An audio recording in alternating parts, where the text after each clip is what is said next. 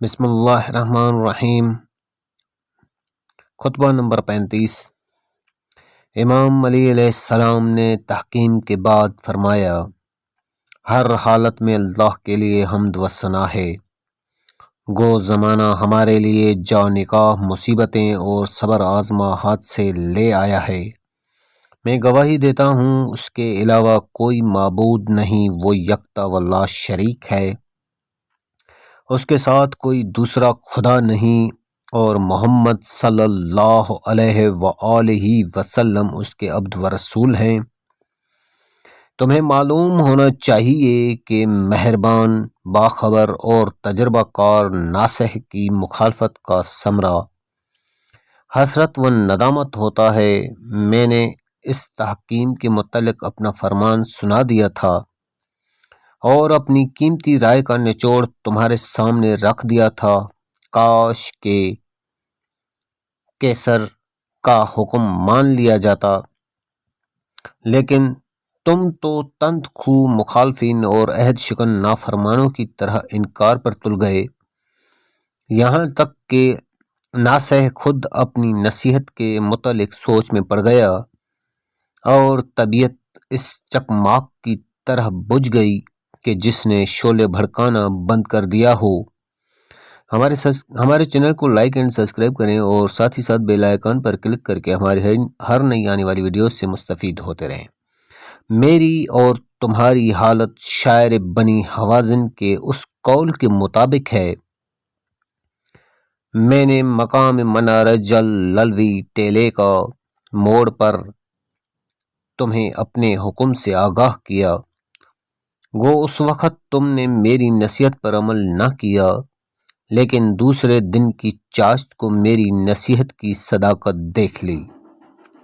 اس خطبہ کی مزید تفصیل یوں ہے کہ جب اہل عراق کی خون ریز تلواروں سے شامیوں کی ہمت ٹوٹ گئی اور لیلۃ الحریر کے تابڑتوڑ حملوں نے ان کے حوصلے پست اور ولولے ختم کر دیے، تو عمرو بن عاص نے معاویہ کو یہ چال سجھائی کہ قرآن کو نیزوں پر بلند کر کے اسے حکم ٹھہرانے کا نعرہ لگایا جائے، جس کا اثر یہ ہوگا کہ کچھ لوگ جنگ کو رکوانا چاہیں گے اور کچھ جاری رکھنا چاہیں گے، اور ہم اس طرح ان میں پھوٹ ڈلوا کر جنگ کو دوسرے موقع کے لیے ملتوی کرا سکیں گے۔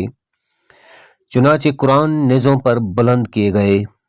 اس کا نتیجہ یہ نکلا کہ چند سرفروں نے شور و گوگا مچا کر تمام لشکر میں انتشار و برہمی پیدا کر دی، اور سادالو مسلمانوں کی سرگرمیاں فتح کے قریب پہنچ کر دھیمی پڑ گئیں، اور بے سوچے سمجھے پکارنے لگے کہ ہمیں جنگ پر قرآن کے فیصلے کو ترجیح دینا چاہیے۔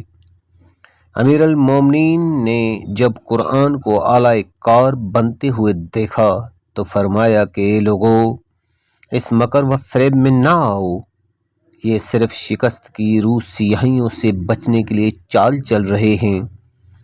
میں ان سے ایک ایک کی سیرت کو جانتا ہوں، نہ یہ قرآن والے ہیں اور نہ دین و مذہب سے انہیں لگاؤ ہے۔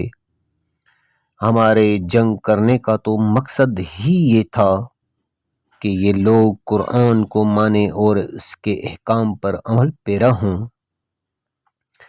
خدا کے لیے ان کی فریب کاریوں میں نہ آؤ، عزم و ہمت کے ولولوں کے ساتھ آگے بڑھو اور دم توڑتے ہوئے دشمن کو ختم کر کے دم لو، مگر باطل کا پر فریب ہر بار چل چکا تھا۔ لوگ طغیان و سرکشی پر اتر آئے۔ سعد ابن فدکی تمیمی اور زید ابن حسین تائی دونوں 20,000 آدمیوں کے ساتھ آگے بڑھے اور امیر المومنین سے کہا کہ اے علی، اگر آپ نے قرآن کی آواز پر لبیک نہ کہی تو پھر ہم آپ کا وہی حشر کریں گے جو عثمان کا کیا تھا۔ آپ فوراً جنگ ختم کرائیں اور قرآن کے فیصلے کے سامنے سر تسلیم خم کریں۔ حضرت نے بہت سمجھانے بجھانے کی کوشش کی، لیکن شیطان قرآن کا جامہ پہنے ہوئے سامنے کھڑا تھا۔ اس نے ایک نہ چلنے دی اور ان لوگوں نے امیر المومنین کو مجبور کر دیا کہ کسی کو بھیج کر مالک اشتر کو میدان جنگ سے واپس لوٹائیں۔ حضرت نے لاچار ہو کر یزید ابن ہانی کو مالک کے بلانے کے لیے بھیجا۔ مالک نے جب یہ حکم سنا تو وہ چکرا سی گئے اور کہا کہ ان سے کہیے کہ یہ موقع مورچہ سے الگ ہونے کا نہیں ہے، کچھ دیر توقف فرمائیں تو میں نوید فتح لے کر حاضر خدمت ہوتا ہوں۔ یزید ابن ہانی نے پلٹ کر یہ پیغام دیا تو آپ لوگوں نے گل مچایا۔ آپ نے چپکے سے انہیں جنگ پر جمے رہنے کے لیے کہلوا بھیجا ہے۔ حضرت نے فرمایا کہ مجھے اس کا موقع کہاں ملا ہے کہ میں علیحدگی میں اسے کوئی پیغام دیتا؟ جو کچھ کہا ہے تمہارے سامنے کہا ہے۔ لوگوں نے آپ اسے دوبارہ بھیجیں، اور اگر مالک نے آنے میں تاخیر کی تو پھر آپ اپنی جان سے ہاتھ دھو لیں۔ حضرت نے ہانی کو پھر روانہ کیا اور کہلوا بھیجا، فتنہ اٹھ کھڑا ہوا ہے، جس حالت میں ہو فوراً آؤ۔ چنانچہ ہانی نے مالک سے جا کر کہا کہ تمہیں فتح عزیز ہے یا امیر المومنین کی جان؟ اگر ان کی جان عزیز ہے تو جنگ سے ہاتھ اٹھاؤ اور ان کے پاس پہنچو۔ مالک فتح کی کامرانیوں کو چھوڑ کر اٹھ کھڑے ہوئے اور حسرت و اندوہ لیے ہوئے حضرت کی خدمت میں پہنچے۔ وہاں ایک ہڑبونگ مچا ہوا تھا۔ آپ نے لوگوں کو بہت برا بھلا کہا، مگر حالات اس طرح پلٹا کھا چکے تھے کہ انہیں سدھارا نہ جا سکتا تھا۔ اب یہ طے پایا کہ دونوں فریق میں سے ایک ایک حکم منتخب کر لیا جائے تاکہ وہ قرآن و سنت کے مطابق خلافت کا فیصلہ کریں۔ معاویہ کی طرف سے عمرو ابن عاص قرار پایا اور حضرت کی طرف سے لوگوں نے ابو موسیٰ اشعری کا نام پیش کیا۔ حضرت نے اس غلط انتخاب کو دیکھتے ہوئے فرمایا کہ اگر تم نے تحکیم کے بارے میں میرا حکم نہیں مانا تو اتنا تو کرو کہ اس ابو موسیٰ کو حکم نہ بناؤ۔ یہ بھروسے کا آدمی نہیں ہے، یہ عبداللہ ابن عباس ہیں، یہ مالک اشتر ہیں، ان میں سے کسی ایک کو منتخب کر لو۔ مگر انہوں نے ایک نہ سنی اور اسی کے نام پر اڑ گئے۔ حضرت نے فرمایا کہ اچھا جو چاہو کرو، اور وہ دن دور نہیں ہے کہ اپنی بے راہ رویوں پر اپنے ہاتھ کاٹو گے۔ حکمین کی نامزدگی کے بعد جب عہد نامہ لکھا جانے لگا تو علی ابن ابی طالب کے نام کے ساتھ امیر المومنین لکھا گیا۔ عمرو ابن عاص نے کہا کہ اس لفظ کو مٹا دیا جائے، اگر ہم انہیں امیر المومنین سمجھتے ہوتے تو یہ جنگ ہی کیوں لڑی جاتی؟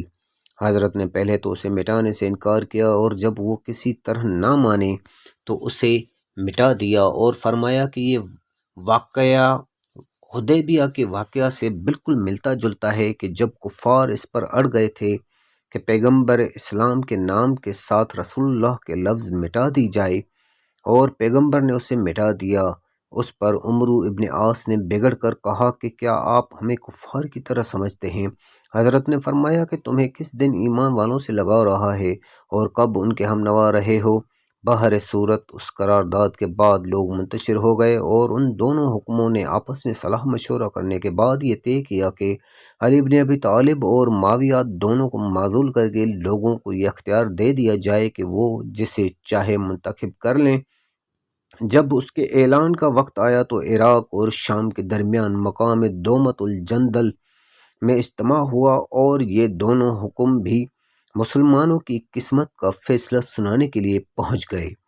عمرو ابن عاص نے چالاکی سے کام لیتے ہوئے ابو موسیٰ سے کہا کہ میں آپ پر سبقت کرنا سوء ادب سمجھتا ہوں، آپ سن و سال کے لحاظ سے بزرگ ہیں، لہٰذا پہلے آپ اعلان فرمائیں۔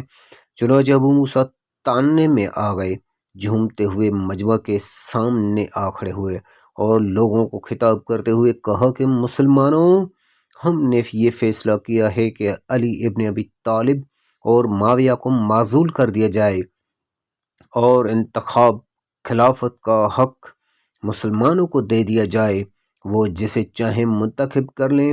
اور یہ کہہ کر بیٹھ گئے۔ اب عمرو ابن عاص کی باری آئی اور اس نے کہا کہ اے مسلمانوں، تم نے سن لیا ہے کہ ابو موسیٰ نے علی ابن ابی طالب کو معزول کر دیا ہے، میں بھی اس سے متفق ہوں، رہا معاویہ تو اس کے معزول کرنے کا سوال ہی پیدا نہیں ہوتا، لہٰذا میں اسے اس جگہ پر نصب کرتا ہوں۔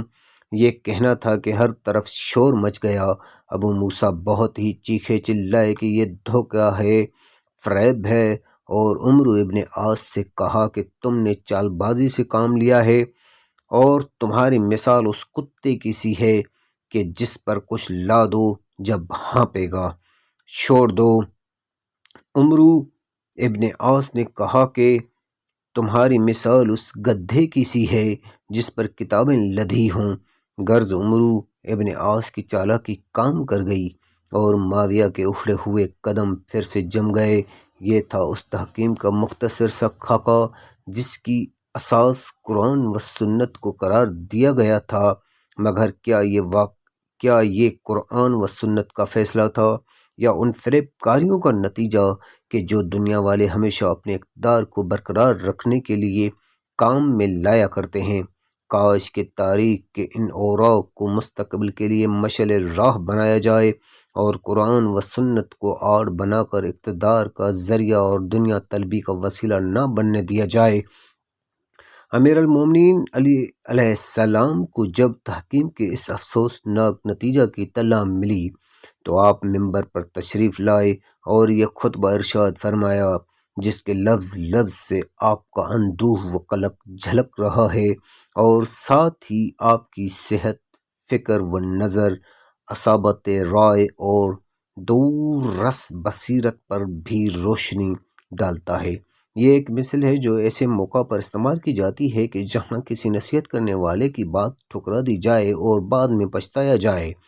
اس کا واقعہ ہے کہ ہیرا کے فرمان روا جزیمہ ابرش نے جزیرہ کے تاجدار عمرو ابن طرب کو قتل کر دیا، جس کے بعد اس کی بیٹی زبا جزیرہ کی حکمران قرار پائی۔ اس نے تخت نشین ہوتے ہی اپنے باپ کے انتقام لینے کی یہ تدبیر کی کہ جزیمہ کو پیغام بھیجا کہ میں تنہا امور سلطنت کی انجام دہی نہیں کر سکتی، اگر تم مجھے اپنی حوالہ عقد میں لے کر میری سرپرستی کرو تو میں شکر گزار رہوں گی۔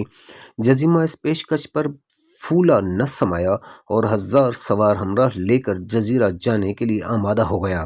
اس کے غلام کیسر نے بہت سمجھایا بجھایا کہ دھوکہ اور فریب ہے اور اس خطرے میں اپنے آپ کو نہ ڈالیے، مگر اس کی عقل پر ایسا پردہ پڑا ہوا تھا کہ اس کی سمجھ میں یہ بات نہ آتی تھی کہ زبان نے اپنی رفاقت کے لیے اپنے باپ کے قاتل ہی کو کیوں منتخب کیا ہے۔ بہر صورت یہ چل کھڑا ہوا اور جب حدود جزیرہ میں پہنچا تو گوزبا کا لشکر استقبال کے لیے موجود تھا، مگر نہ اس نے کوئی خاص آؤ بھگت کی، نہ پرتپاک خیر مقدم کیا۔ یہ رنگ دیکھ کر کیسر کا پھر ماتھا ٹنکا اور اس نے جزیمہ سے پلٹ جانے کو کہا، مگر منزل کے قریب پہنچ کر آتشی شوق اور بھڑک اٹھی تھی، اس نے پرواہ نہ کی اور قدم بڑھا کر شہر کے اندر داخل ہو گیا۔ وہاں پہنچتے ہی قتل کر ڈالا گیا۔ کیسر نے یہ دیکھا تو کہا لو کان یطالقیسیر، امور کاش کیسر کی بات مان لی ہوتی، اور اس وقت سے یہ مثل چل نکلی۔ شاعر بنی حوازن سے مراد ورید ابن سما ہے اور یہ شعر اس نے اپنے بھائی عبداللہ ابن سما کے مرنے کے بعد کہا، جس کا واقعہ یہ ہے کہ عبداللہ اپنے بھائی کے ہمراہ بنی بکر ابن حواز پر حملہ آور ہوا اور ان کے بہت سے اونٹ ہنکا لایا۔ واپسی پر جب مقام من ارج اللوی میں سستانے کا ارادہ کیا تو درید نے کہا کہ یہاں ٹھہرنا مصلحت کے خلاف ہے، ایسا نہ ہو کہ پیچھے سے دشمن ٹوٹ پڑے، مگر عبداللہ نہ مانا اور وہاں ٹھہر گیا، جس کا نتیجہ یہ ہوا صبح ہوتے ہی دشمنوں نے حملہ کیا اور عبداللہ کو وہیں پر قتل کر دیا۔ ورید کے بھی زخم آئے لیکن وہ بچ نکلا اور اس کے بعد چند اشعار کہے۔ ان میں سے ایک شعر یہ ہے جس میں اس کی رائے کے ٹھکرا دیے جانے سے جو تباہی آئی تھی اس کی طرف اشارہ کیا ہے۔ مزید معلومات کے لیے ملاحظہ کریں کتاب نہج البلاغہ جس کے مؤلف ہیں محدث کبیر حضرت علامہ سید رضی شریف، مترجم ہیں قائد ملت جعفریہ حضرت علامہ مفتی جعفر حسین مرحوم۔ ہمارے چینل کو لائک اینڈ سبسکرائب کریں اور مزید خطبات کی مزید وضاحت کے ساتھ ہمارے چینل کو دیکھتے رہیے۔